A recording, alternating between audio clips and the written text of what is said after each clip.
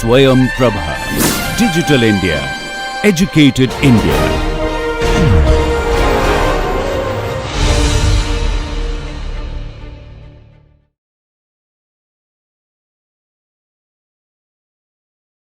Session we will be continuing on what Professor Narayan Swamy has built up in terms of paths and so on, and we look at questions which are going to be algorithmic in nature, right? So we will again be dealing with so the whole theme is going to be on graphs. We will be asking some questions on graphs and trying to answer them using very simple basic algorithms.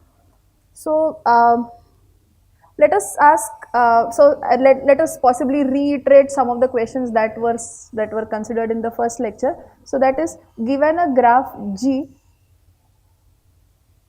and it could be a directed graph or an undirected graph depending on the nature of the relationship between the entities, and we are interested in asking the following questions. That is, 1, is there a path between two vertices of the graph? So what motivates such a question? One can think about a simple example where, suppose you have come to this PSG college, which is new to all of us including me. Then we are at a particular place, we want to go to a particular place. In particular, you know that you are at a hostel, you are at your hostel locations. You want to come to this F block where the lectures are going to be held. You want to know how to come from your hostel block to this F block.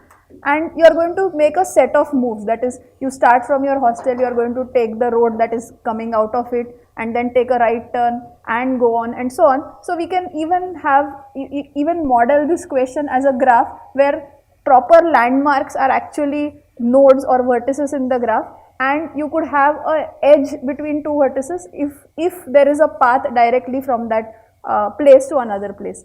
And this is something that could be modeled as a graph, and the question that we are asking is, from this from the hostel, is there a way to come to this place? There should of course be, because all of us have come in, but one can ask, is there a path? For example, if we say that we only have to come in, we have to only walk inside the campus, and this sky bridge is stopped or closed for some days, then we can say that actually there is no path from your hostel to this place, right? Because you cannot cross the road, and in which case there is no path. But even when there are paths, there can be multiple paths, and you would possibly want to ask, give me the best way to reach from this hostel to this place, or give me the shortest or the best path, right? So what is the best? And best could be in terms of several parameters: path between two vertices or from one vertex to another. Then one can also ask, is there a loop in this graph? So what is a loop? Can somebody say what is a loop? What do you understand by a loop? End vertices are the same. It is a path where the end vertices meet, which is also called as a cycle. And if you have cycles, then you may actually go around the same path again and again and not reach your destination. So is there a cycle in the graph or a loop in the graph? So this is some question that we may want to ask. Then other things are like, are there special properties that this graph satisfies? We will see what special properties are there. So are there special properties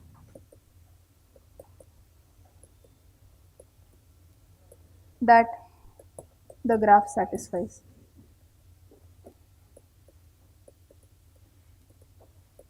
So when I say special properties, what are properties that come to your mind?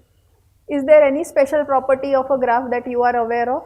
Order of the graph. What is the order of a graph? The number of vertices? Okay, so that is the number of vertices of a graph. Every graph will have that property, correct. So that is one property. Are there any other special properties that you are aware of? If it is connected, so the graph should be connected as well as it should not have any cycle, then it is a tree. Very good. So special properties include trees. Very good. Any other property that you are aware of, a special property of a graph? Like he said that trees are special graphs. There is an edge between all the vertices. What are such graphs called? Complete graphs, right? So complete graphs are again very special graphs. Very good. Complete graphs are also called as cliques. And then I heard another bipartite. What do you understand by bipartite graphs? Okay, so I will simply draw pictures here. So trees look like this. That is, you could have, this is a picture of a tree, yeah, and so on. This is a tree. A complete graph is a graph where all the edges are present, like this. This is a complete graph. And a bipartite graph is a graph, as she has said, that there are two sets of vertices, and like in the first example where we said there are schools and students, that could be an example of a bipartite graph, and the edges go from one side of the partition to the other side. These are bipartite graphs. We can ask very simple questions. Can a complete graph or a clique be a tree? These are questions that we can ask. That is very easy to say, because a complete graph, unless it is on two vertices, it will trivially have a cycle, in which case it cannot be a tree. Similarly, we can ask, can trees be complete graphs? No. But then, can trees be bipartite graphs? Yes, very good. Now, are trees the only bipartite graphs? So in this case, I have shown the bipartite graph is also a tree, right? But in general, this is possibly a very special bipartite graph. Maybe I can add a cycle. This still remains in the same framework of what she has said, but now this is a bipartite graph which is not a tree. So trees are certainly a subclass of the bipartite graph, but bipartite graphs can be more, they are richer than this. Similarly, can cliques be bipartite graphs? Okay, good, because they cannot be, because again there should be a cycle which is a 3 cycle, and we will see that this cliques cannot be bipartite unless they are very special, which is just a graph between two vertices, right? So these are some of the special properties. There are several other properties, special properties, like can the graph be drawn on a plane? Does the graph have some other additional properties, like yeah, so I'll leave it for now. These are some of the interesting properties, and so we are going to ask these questions and try to answer these questions. As Professor Narayan Swamy said, asking the question is the first step towards discovering some new properties. And please feel free to stop me if something is unclear or you have a comment on whatever we are discussing. Okay, so now we have been talking about graphs. So one should first say that how do you represent this graph to a computer? That is, how do you give this input? We are going to write this algorithm or a method which is going to be coded as a computer program. So you should be able to supply your input. You cannot draw this graph on a paper and give it to the computer. So you should say that what are the ways to represent a graph on a computer? Yes, good. Adjacency matrix. So adjacency matrix is anybody not familiar with adjacency matrix? Can you please raise your hand? And it's perfectly fine not to be familiar. What about adjacency lists? Everybody is familiar, right? Okay, so you are not familiar. What is your background, just to get? Okay, but maybe you have just started the program. Okay, so let me just quickly reiterate for him, and it will also make things in the same. We are on the same page. So an adjacency matrix, if you have a graph on n vertices, is an n cross n matrix, and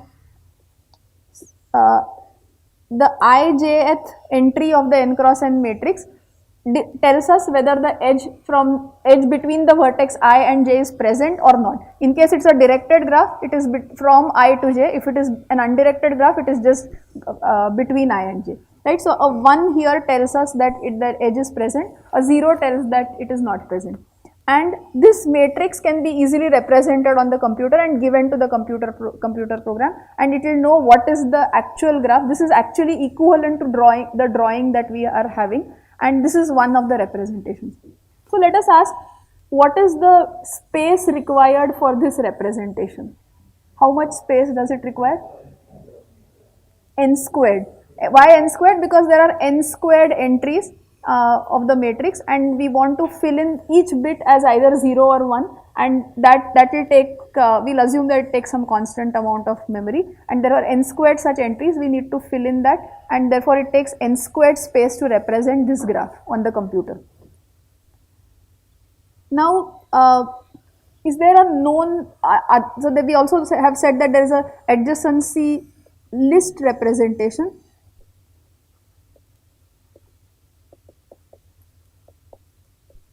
So in this case, instead of having this matrix for the graph, we are going to do a little bit of optimization. And what is this optimization? In the case of a matrix, we have dedicated n entries for every vertex. That is, we are saying that every vertex can potentially have n minus 1 neighbors, and all of them we have made in space for them. We may not have so many edges. For example, we have seen simple graphs which are trees where there are fewer edges. So how many edges does a tree have on n vertices? N minus 1 edges, which is much smaller than n squared, and if we give this representation, we have lost lot of space. So instead we can actually give an adjacency list representation which is space efficient. And how does the adjacency list representation look like? It has an array which has the placeholders for the vertices, and then each array has a pointer to a linked list, and this linked list tells you what are the neighbors of this vertex. So if this is the vertex v1, and in the graph v1 has neighbors v10, v17 and v35, then this v10, v17, v35 are stored in no particular order in this linked list, right?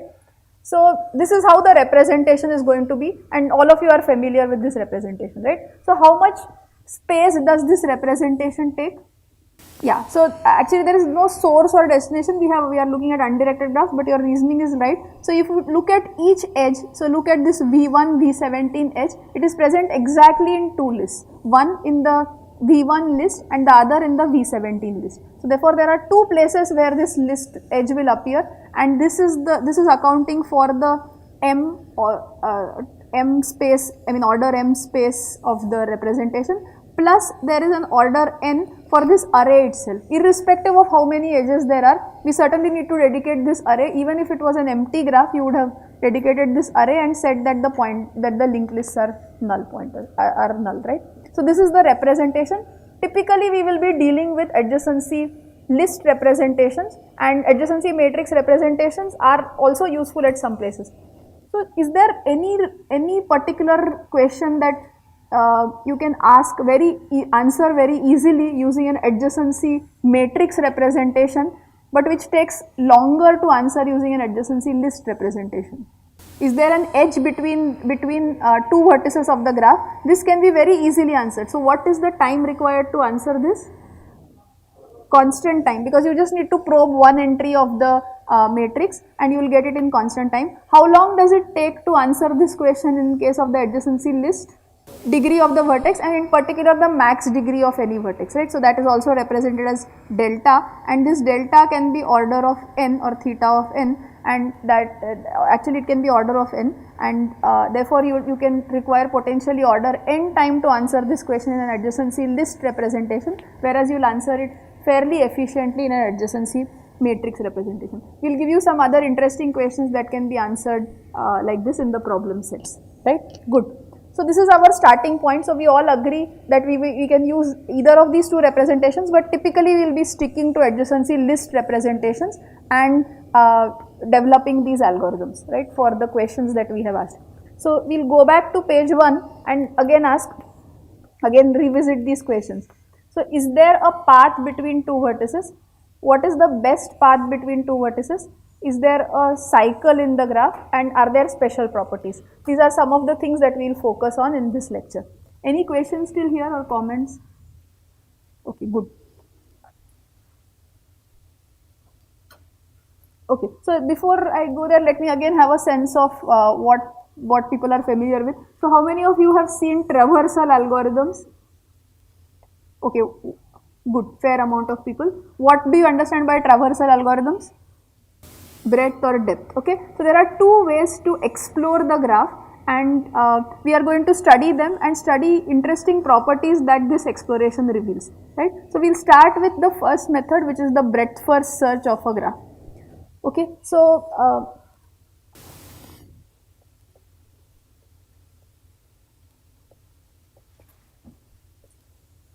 so let's stick to undirected graphs. The same thing applies for directed graphs. So we'll just stick to undirected graphs.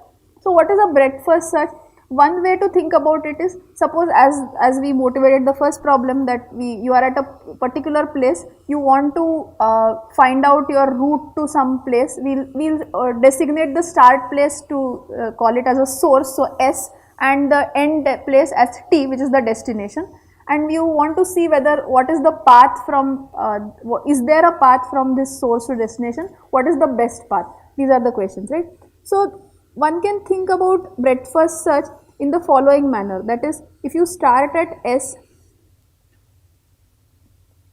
you have a team of people, so all of you are there, you are starting the search, you can designate some people on the first path that can lead to the destination from that you see, another set of people to the second neighbor, another set of people to the third neighbor, and think about it that you never run out of people. There are enough people and you can always keep spawning. If there are not enough people, you can keep spawning, or there are clones that you can make and so on, but there are always enough people and you never run out of people. Eventually you will either know that you cannot reach from S to T, or you will find a path from S to T, right. But there is one more slight hitch. So it is not that, so let's say that all of you have gathered at S, then some people have gone to this node, let's call it U1, some people have gone to U2, some people have gone to U3. The people who have gone to U1, they will first look at their neighbors, then the people, so there is some kind of a global coordinator who is telling, okay, the people at U1 can now look at their neighbors, the people at U2 can now look at their neighbors, and so on. And then some of the people who have assembled at U2 actually spawn out and go to the neighbors of U2, and so on, right. So this is the informal way one can think of BFS, or the breadth first search. We'll make it a little more formal, right. So what we'll say is that the breadth first search explores these vertices in terms of some layering, right. So it starts with S being at layer 0, which is the starting vertex where you are, and as the breadth first search progresses, we are going to assign a layer number to every vertex that we have been able to reach from the starting vertex, right. So this is defined recursively. So let us say that we are going to say that a vertex, we will now ask what are the vertices in a layer Li plus 1, assuming that, so everybody understands what is L0. What would be L1? What would be the vertices in L1? All the neighbors. In this example, or U1, U2, U3, but all the neighbors of S are in L1, of S are in L1. So now let's say that up to Li somebody has already defined what are the vertices in layer I, up to layer I, then what can we say about layer I plus 1? What are the vertices that are present in layer I plus 1? Can somebody take a minute, think about it and say what are the vertices that will belong to layer I plus 1? Okay, so the answer is, I will write it down, total. So one is, I did not ask the number, but you said total, but I will say total number of vertices and minus. So yeah, please, I mean, not everything that is written is the final answer, so hold on, and then we may even erase and correct things, and minus previous layer vertices, is it? Okay, so this is not matching in syntax, right, because there is a number here and I have to subtract some set here. So I will just say V minus, right, because that is what you intend. So V minus the previous layer vertices, that is L0, L1 up to Li. Okay, so a second definition now is Li. So this seems to be incorrect, right? I will say why it is incorrect, because let us say that I have this graph S, U1, U2, U3, and now I am asking what are the vertices in layer 2, right? There may be several vertices. So let me just draw the graph. So there is this thing, and in fact maybe my graph is currently a tree, in which case u4, u5, all these vertices, I hope all of you understand they should be clearly in layer 2, but these vertices which I have drawn, let's call it u8, u9, they certainly should not be in layer 2, right? So there is something wrong in this, because otherwise it says v minus the vertices in the previous layer. So we need to correct it. There is a suggestion. All the neighbors of the vertices in the, okay, so all neighbors of vertices in Li. Is it correct now? Very good. So this exclusion was required, but there is also this neighborhood which is there, and which are not in L1, L2 up to Li. Sorry, actually L0 up to Li. Right? So all the vertices which have already not been assigned any layers and are the neighbors of vertices in Li are actually present in Li plus 1. Right? So now this is what is the definition, and we are simply going to give this layer number to vertices, and we are going to call this the breadth first search exploration of this graph, right? And this breadth first search naturally gives us a tree which is the breadth first search tree of this graph, right? And what is the breadth first search of the search tree of this graph? It is a tree which is obtained by adding some edges such that, so every vertex in this tree is going to have a parent. It's a naturally rooted tree, although there are no directions that I have given. It is rooted at S. S is the parent of the neighbors of the vertices. Then every vertex has a parent, which is the parent is the one which caused this vertex to be explored for the first time in the graph, and that is why the edge was added. So we are going to write a simple procedure which will do this layer numbering and do this in systematic order, and then we are also going to ask some properties about the edges which are not present in this tree, right? What are the properties of these edges? Do they satisfy some nice properties? This is the goal. Any questions? Okay. So we, as you may all be aware, that we are going to keep some kind of a marker to tell whether this vertex has been explored or not, and we will call this marker as simply explored of a vertex v is equal to false for all v belonging to the vertex set, and explored of s is going to be equal to 1, because we have explored it, we have started exploring it, right?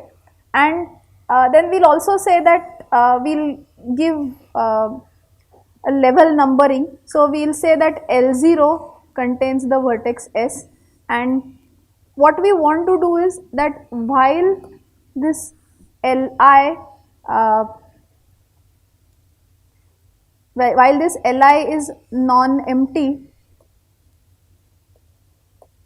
so what should we do while the layer Li is non-empty, that is here I is equal to 0, so L0 is non-empty. What should we do? We should repeatedly pick up vertices in the layer L0 and explore them. If the neighbors of those vertices were not explored, then you should put them into the higher layer, right? So this is all what we will do. So we will simply say this for every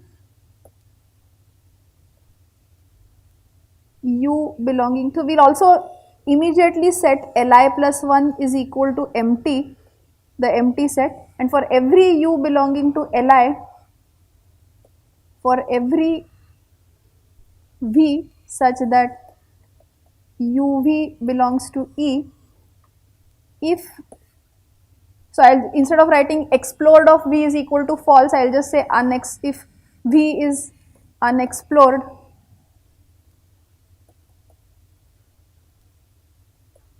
add uv to T, and this is the place where this tree is getting formed. So of course I should have said initially that T is equal to empty, that is initially we started with an empty tree. This is the place where we are going to keep adding edges to the tree. Additionally, should I do something? I have added that edge to the tree. Should I do some more bookkeeping? Yeah. Explored. So this vertex is explored. So explored of which vertex? So actually, I am very sorry. So I think I made a mistake here. for every, oh yeah, if, yeah, it's correct, explode of, yeah, which vertex should I set? V is equal to true or 1, whatever you want to write. And then what should I do? You should also add V to Li plus 1, right? Because this is the vertex which is telling us, U is the vertex which is telling that V is a neighbor, and you have to add it to Li plus 1. So add V to Li plus 1, right? And this is the end if, this is end, sorry, this here you will do end for. There's one more thing, that is I should just increment I is equal to I plus 1, and then there is end of this while, but that I'll leave it, right? So this is the procedure for breadth first search. You should see that this actually is a queue. You typically this Li plus 1 set is maintained as a queue, and you keep pulling out vertices of this queue. I hope everybody is familiar with the queue data structure, and you keep pulling out vertices of the queue. So if this procedure is clear, we all understand that at the end of it, certain vertices will be given layer numbers in the graph. So let me ask, will all vertices be given some layer number? Yes. Okay, so if you are saying yes, you are making an assumption about the graph. Graph is connected, right? If the graph is not connected, that is there are some parts of the graph. So let's draw a graph where, so this is the graph, and maybe there are these additional edges, and there is this one more component which is sitting here. This is S. You will certainly give layer numbers to all these vertices in this component, but you will not never see this component, because all these vertices still remain unexplored, and these vertices will never get labels or level numbers in the exploration, right? So not necessarily all vertices will be given layer numbers, but what can you say about all vertices that got a layer number? They are not only connected, certainly they are connected, but they are connected to S. That is, you can reach all of these vertices from S, right? So every vertex that has been given a layer number is reachable from S, right? Now we can also ask this question. So this one question that we have answered is that, is there a path from S to T? So if a vertex T gets a layer number, then it is certainly reachable from S, and what is the path? That is the witness path. You must also show the witness path.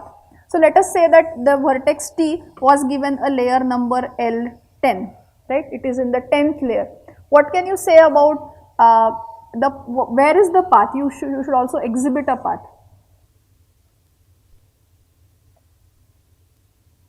All of you agreed with this statement that if a vertex has been given a layer number in this algorithm, then there is a path from S to T in the graph. So, but we have never maintained paths, right? So you should also tell me how to construct back this path.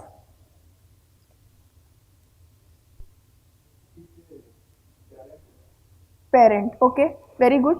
But suppose we have even not kept a parent, I don't care about being efficient, but where is the path? You should at least show me that there is a path. Yes, you can keep a parent, okay. So what will you do with the parent? Where should the parent of this vertex T lie?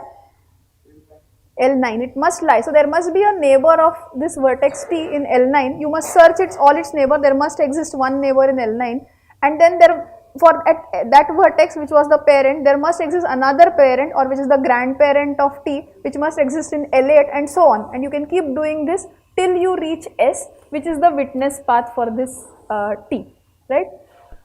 Now let me ask one question. So I have given this vertex T a label of L10, right? So T is one of the vertices in the 10th layer. Now can this happen that T has a neighbor which belongs to, he said that T must have a neighbor which must belong to L9, right? This is clear because that is how we give the layer numbering. So can T have a neighbor? Okay, does T have a neighbor? Everybody understands what is a neighbor? Neighbor such that L of, so neighbor, let's call it X, such that L of X is equal to say 6. Yes, no, the only answers I want. Yes, okay, say yes, raise your hand. Yeah, please. Okay. The others say no or they are undecided. Okay, so think about it. So it's not too difficult, think about it. And the yes people also try to show an example where this will happen. So you can show an example where this is going to happen. How many no's?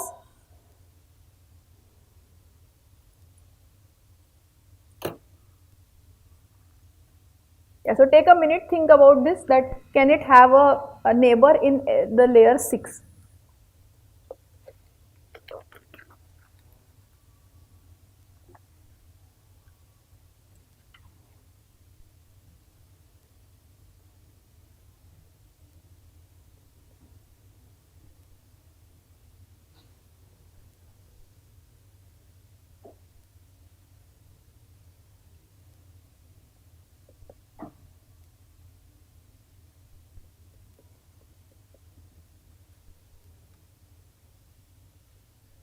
Yeah, so any answers? Yes, people, do we have an example? No, people, you should have given a justification. Correct. Okay, why?